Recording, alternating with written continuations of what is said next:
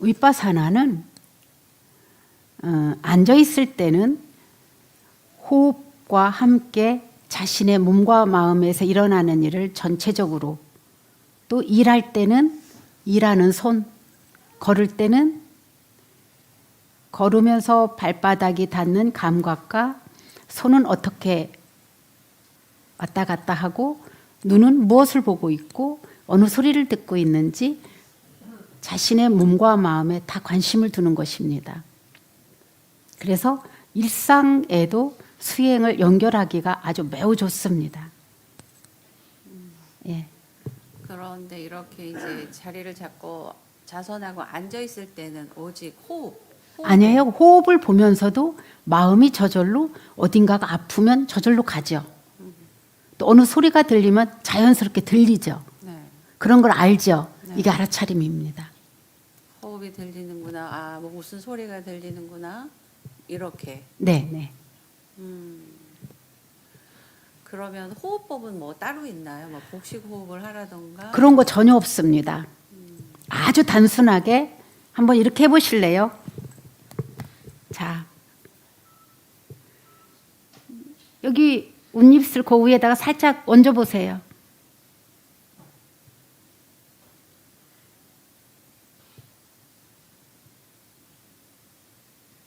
어떤 게 느껴져요?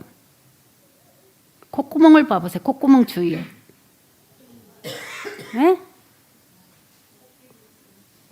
여기 위에는 콧김이 있는데 콧구멍 주위에는 숨이 들어가고 나오고 감각이 있죠.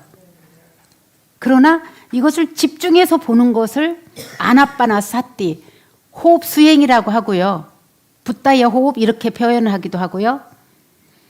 그냥 한 발 조금 물러나서 숨이 들어가면 들어간 줄 알고 나오면 나온 줄 알면서 자신한테 몸, 마음 전체를 관심을 두고 있는 거예요. 이건 윗바사나입니다. 호흡에 딱 집중해서 하는 것은 사마타, 집중 수행이라고 하고요. 자신의 몸과 마음에서 일어나는 육문에 대해서 다 알아차리는 것은 윗바사나라고 합니다. 연불하는 것은 그럼 뭘까요? 여러분 여중에서 연불하신 분 계시죠? 예, 연불하는 거 알아차리는 예? 예, 연불 명상이에요. 그것도 굉장히 뛰어난 명상이에요. 그 연불하는 것을 가볍게 여기지 마십시오. 내가 연불하는 소리를 내가 들을 만큼 마음을 계속 기울이면은요, 몸과 마음이 딱 연결이 됩니다. 그래서 몸 따로 마음 따로 방황하지 않습니다.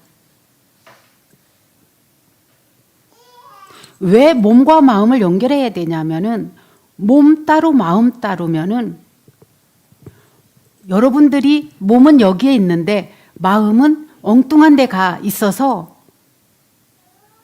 몸과 마음이 일치하지가 않아요. 같이 있질 않으면 마음이 방황하게 되고 내가 무슨 말을 했는지도 모르고 상대가 무슨 말을 했는데도 내 귀에 들리지 않죠. 그래서 소통이 잘 안 되죠. 소통이 안 되는 것은 이해가 안 된다는 것이잖아요. 이랬을 때 우리 관계에 문제가 생기겠죠. 예. 자, 중요한 것은 뭐냐면요. 목이 불편하면 불편한 줄 아는 것, 이게 알아차림이에요. 편안하면 편안함을 알아차리는 것. 이게 명상한다고 그래서 몸이 다 건강한 상태만 유지되고 마음이 고요한 것만이 명상이 아니에요. 혼란하면 혼란한 것을 알고 어디가 몸이 고통스러운 걸 아는 것, 이게 다 알아차림의 대상입니다. 좋은 것만 알아차리고 내가 마음에 안 드는 것은 알아차림이 아니라고 한다면은 그것은 수행이라고 말할 수 없고 그거를 담마, 진리라고 말할 수 없습니다. 내가 좋아하는 것도 알아차림의 대상이고 싫어하는 것도 알아차림의 대상일 뿐이에요. 내가 좋아하고 싫어할 뿐이지 그 대상으로서 알아차리는 것은 동등합니다. 네, 근데 여러분들이 만약에 긴장이 되면은 숨을 길게 내십시오. 또 긴장이 되면은 다시 한번 한숨 쉬듯이 숨을 깊이 들이마시고 길게 두세 번만 내면 긴장이 풀어집니다. 예. 처음에 시작할 때는 누구나 다 그렇습니다. 저도 그랬었고 여러분들도 그러셔도 그게 흉이 아닙니다.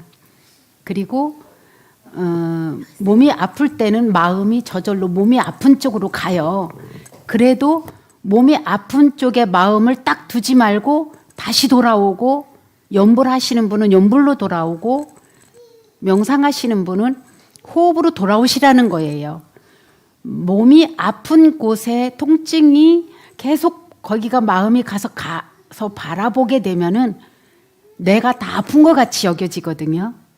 그리고 막 화가 나고 긴장하게 되거든요. 그러니까 걔 통증은 내버려 두고 호흡으로, 염불로 자꾸 마음을 돌아오십시오. 그러다 보면은 이 통증이 만약에 100을 치고로 놨을 때 90이었다면 70일 때도 있고 60일 때도 있고 다시 90으로 올라갈 때도 있고 이것이 완전히 사라질 때도 있고 이렇습니다. 이 세상에서 동일하게 똑같이 반복되는 것은 단 한 번도 없습니다. 예. 여러분들이 막 잘하려고 하면 긴장하거든요.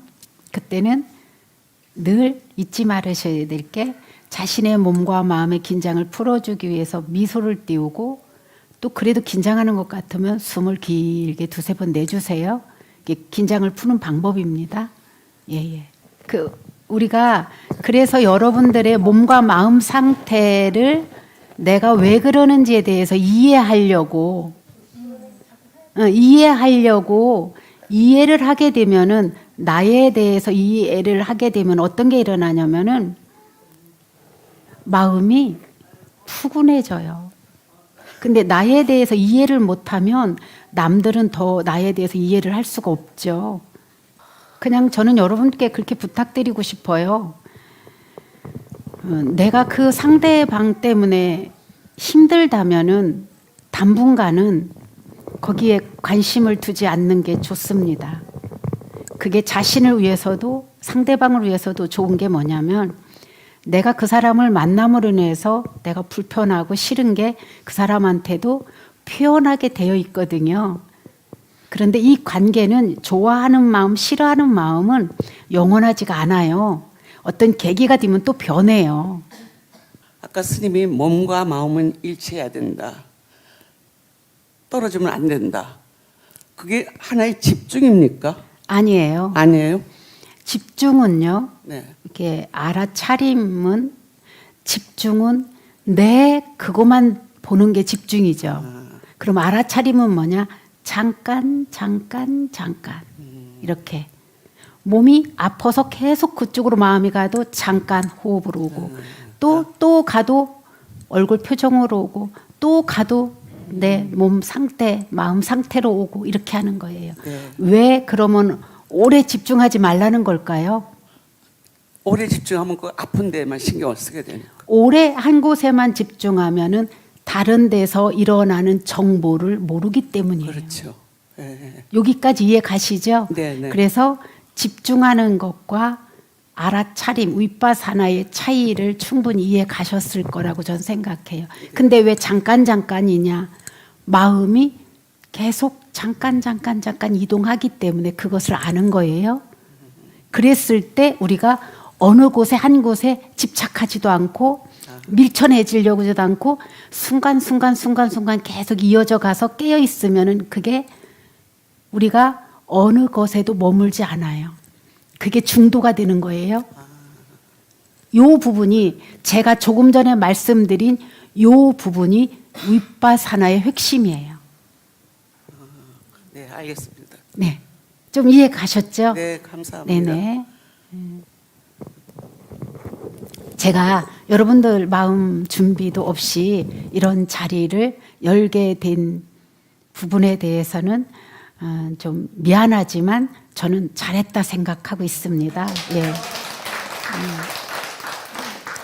그리고 생전 예수제라고 하는 것은요, 우리가 다음에 받을 과보를 소멸하는 것이거든요. 그러면 소멸하는 것을 어떻게 해야 되냐? 다음 받을 과보를, 그 마음을 닦는 거거든요. 그런데 이 생전 예수제는 두 가지 길이 있어요. 하나는 물질로 닦는 것, 하나는 정신적으로 닦는 것. 그래서 여러분들이 동창금을 필요한 대로 내신 것은 저 오늘 이렇게 명상하게 되면은 이게 생전 예수제 기간 동안에 집중 수행하는 기간에는 제가 축원을 안 해보겠습니다. 여러분도 한번 조건 없이 절에 오는 것도 한번 익숙해져 보십시오. 왜 우리 스님 축원 안 해주지? 축원하면은 물론 저도 간절한 마음으로 여러분의 행복을 기원하기 때문에 저도 좋고 여러분들도 듣기 좋아요. 그러나 이미 공양을 올린 거와 동시에 공덕은 젖었습니다. 이 원리를 한번 믿어보십시오. 그리고 왜 축원을 안 해주나? 이거에 대한 갈증 또 바램, 아니 그냥 일어나면 일어나는 대로 알아차리되 어떻게 늘 몸과 마음이 연결되게 하십시오. 정신없이 사는 게 아니라 정신 차리고 살자는 거예요. 늘상 우리들은 이기심에 젖어 있습니다. 여러분들만 그런 게 아니라 저도 그래요. 그런데 이 순간순간 내 몸과 마음을 계속 연결해서 몸이 하는 일을 알아차리고 마음이 마음에서 일어나는 것을 알아차리고 딱 이렇게 연결되어 있으면은요, 아무리 무거운 죄를 지었어도 반드시 소멸됩니다. 왜 소멸되냐면은요, 내 생각은 탐심과 성냄, 나만 옳다고 하는 자기 주장과 이기심에 빠지는 것을 막아주기도 합니다. 이 막아주기 때문에 내가 지혜롭게 살 수 있습니다. 그러면은 저절로 치유가 돼요. 내가 받은 상처, 지금 누워있으니까 어때요? 뭔가가 울컥울컥 올라오기도 하고, 편안한 분도 있지만 편안한 건 잠깐이에요. 또 올라와요. 올라오는 것도 잠깐이에요. 또 사라져요. 이게 어느 세상, 어느 나라, 어느 곳에든지 변하지 않는 진리를 내 몸과 마음을 통해서 체득하게 되는 거예요. 무상고무화를. 이거는 어느 나라나 어느 시대나 어느 고을에 가도 변하지 않는 진리예요. 이것을 진리의 눈이 떠지는 거예요. 내 몸과 마음에서 일어나고 사라지는 것을 통해서 진리의 눈이 떠지면은 이게 점점 내 몸과 마음을 통해서 확고히 이해하고 확신을 갖게 되면은, 확신을 갖는 것은 믿음이죠. 그때 어떻게 되냐면은 이것을 확신할 때 깨달아지는 거예요. 깨달음의 세계가 열리는 거예요. 무엇인가를 이해할 때는요, 확신이 쓰죠. 근데 이해 못할 때는 어떻게 해요? 막 머리에서 헤아리게 되잖아요. 그러면 자신의 몸과 마음을 통해서 이것은 영원하지 않아. 이거는 일어날 만한 원인이 이미 구족되어 있기 때문에 일어나. 그러나 이건 얼마 가지 않아서 사라질 것이야. 이게 진리를 바탕으로 내 몸과 마음에서 일어나는 것을 알아차리는 것이죠. 우리가 오늘 그것을 했습니다. 그런데 묘하게도 불교에 대한 수많은 지식을 달달달 외우고 말은 정말로 거창하게 세상을 꿰뚫어 보는 것 같이 말을 하더라도 이 내 몸과 마음에서 일어나고 사라지는 것을 통해서 체험하고 체득하지 않으면 이거는 내 것이 아니에요. 말로만 지식은 내 것이 아니에요.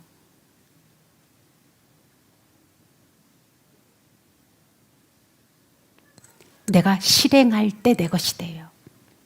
체험할 때 내 것이 돼요. 그러면서 확고한 믿음이 생기게 되고 확고한 믿음을 통해서 바라보니 진리, 내 몸과 마음이 진리라구나, 진리구나라는 것을 이해하게 될 때 우리는 마음이 방황하지 않습니다. 마음이 심란하다는 말씀을 많이 쓰시죠? 아, 심란해. 이게 마음이 방황하는 거거든요. 왜 그럴까요? 내가 확신이 없기 때문에 방황해요. 응? 확신이 없기 때문에 방황해요. 그런데 불교 수행을 하려면 앞에서 지도하시는 스님 안내 이거를 믿어야 돼요. 모르기 때문에 믿는 거예요. 확신이 있을 때는 이미 믿음이라는 자체도 없어져요. 왜? 내가 체험을 해서 확신이 섰는데 믿음이 뭐가 필요해? 내가 그렇게 살으면 되는데 뭐가 필요해요?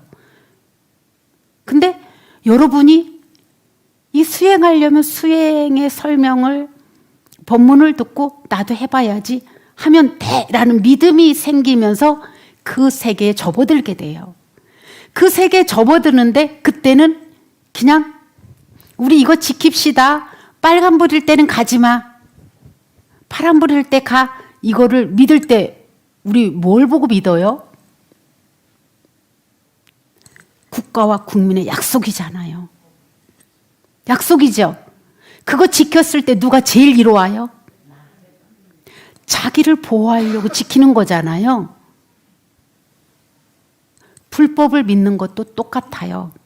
내가 좋아하고 나를 불선업으로부터 보호하고 고통으로부터 보호하고 괴로움부터 보호하려고 믿는 거예요. 저를 위해서 믿는 게 아니에요. 수행은 그러면 뭐냐? 실행하는 거예요. 우리가 학교 다닐 때 빨간불일 때는 멈춰. 초록불일 때 걸어가. 아무리 교육을 받았어도 막상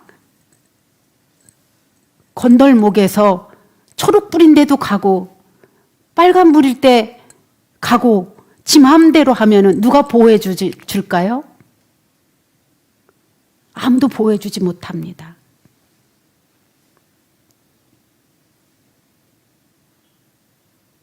그래서 믿으려면 절에 다녀서 내가 좋으려고 왔잖아요.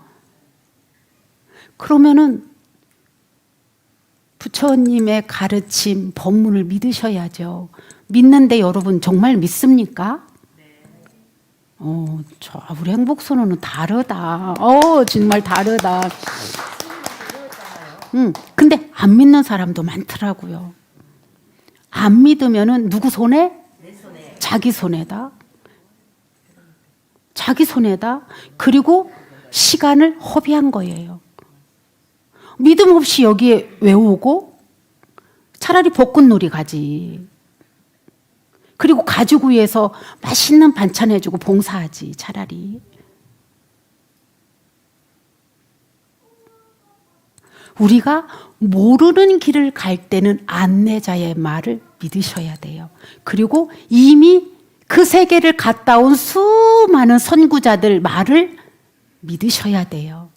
그래야 그 세계에 도달할 수 있고 이해가 가고 이해가 감으로 인해서 점점 믿음이 견고해지고 견고해지면서 내 몸과 마음을 통해서 진리의 세계를 체험하면서 뭐가 생긴다고? 확신이 생겨요. 확신. 그때는 어떤 경우라도 이 진리의 세계에서 흔들리지 않게 돼요. 우리가 알아차리면은 어떻게 변하냐면은 부정적이고 폭력적이고 비판적이던 마음이 자비심과 연민심으로 바뀌어요. 그래서 늘 화를 내고 비판하고 늘 트집 잡는 사람은 이게 그 스트레스가 쌓여서 그게 마음의 습관이 된 거예요. 그 사람은 반드시 명상해야 됩니다. 이게 명상을 하면은 저절로 내가 의사가 되고 내가 치료사가 돼버려요. 그래서 이게 알아차림이면은 알기만 하면은 이해가 생겨요. 모를 때 오해가 생기잖아요. 근데 자기와 자기가 소통이 원활해야 됩니다. 자신과 자신이 소통이 원활할 때 남하고도 원활합니다. 나와 내가 소통이 원활할 때 마음이 평화롭습니다. 그리고 마음에 여지가 있습니다. 여분이 생깁니다. 그런데 그것은 부정적이던 마음이 긍정적으로 바뀌면은 자비와 지혜라고 하는 것이 개발이 되기 시작하는데요. 자비는 감성적인 배품이에요. 지혜는 이성적인 것이 발달돼요. 그래서 자비와 지혜는 똑같이 자비라고는 하는데 이렇게 정신적인 것과 마음적으로 가리면은 이렇습니다. 그래서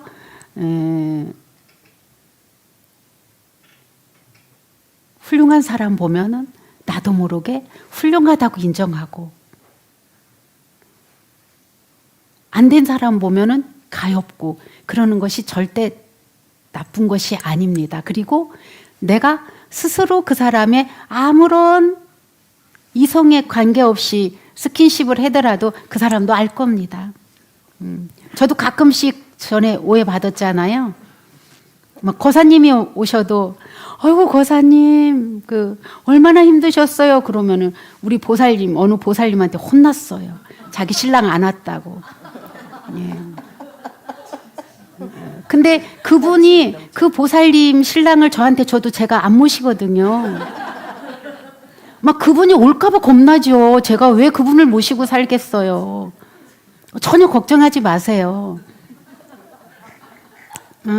그리고 자기 신랑 보고 막 거사님이 막 너무 비난하는 마음이 크고 막 보살님하고 늘 다투시니까 거사님은 이렇게 훌륭하신 점이 많아요. 저는 그래서 거사님을 사랑합니다 그랬어요.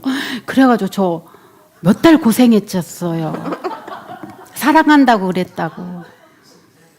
진짜 고생했어요.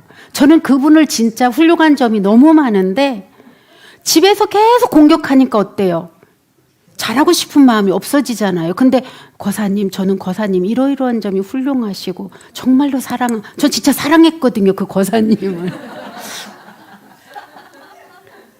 그리고 그분의 그 능력을 잘하는 능력을 막 이렇게 드러나게 이렇게 그 칭찬과 그 격려로 이렇게 보듬어서 상처를 치유해주고 싶었었어요. 그랬는데 막 밤에도 전화 와요. 보살님이 자기 신랑이 안 오면 이게 왜 전화를 했지? 처음엔 몰랐어요. 처음엔 모르고 보살님 웬일이에요? 그러면 우리 거사님이 안 왔대. 좀 있으면 들어가겠죠. 그러면 근데 처음에는 제가 그런 눈치가 없잖아요. 왜 전화를 했지? 또 어느 때 12시 왜 전화를 했지? 그래서 제가 그 보살님을 잡고 혹시 보살님 거사님이 안 들어오면 나한테 전화하는 거예요? 물었어요. 그랬더니 한 말도 안 해요. 그래서 그렇구나. 내가 보살님 걱정하지 마세요. 당신 신랑이 1,000억을 지고 와도 내가 같이 안 살 거니까 내가 그랬어요. 아무 걱정하지 마세요.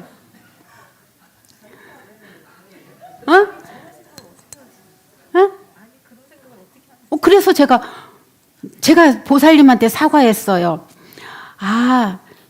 제 생각만 하고 그런 거에 대해서 보살님 진짜 미안합니다.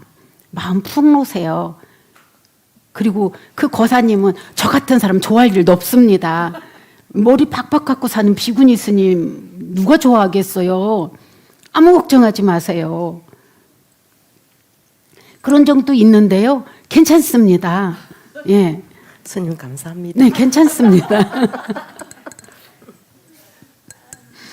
저는 여러분들이 이성을 떠나서 그런 표현을 많이 하는 절이었으면 좋겠어요. 저는 거사님 진짜 사랑합니다. 거사님 정말 훌륭해요.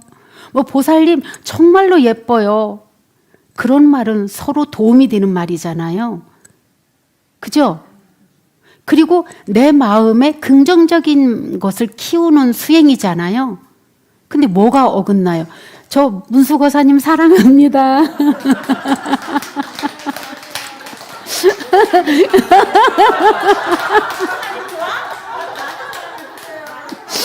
제가 관음도보살님을 눈치를 보고 있잖아. 저도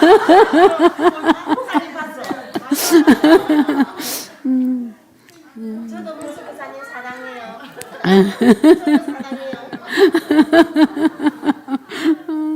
그래서 그 제가 한 그 일주일 동안 매일 그 정진하면서 새벽에 나와서 예수제 지내는 사람 축원을 누군지는 모르는데 예수제에 동참하는 모든 이들 이렇게 축원을 하다가 오늘 새벽에 딱 정진하면서 아니야, 우리 보살님들도 그냥 마음에 머무는 바 없이 어떤 조건 없이 보시도 행할 줄 알아야 돼. 이거를 느껴서 저 안 합니다. 네.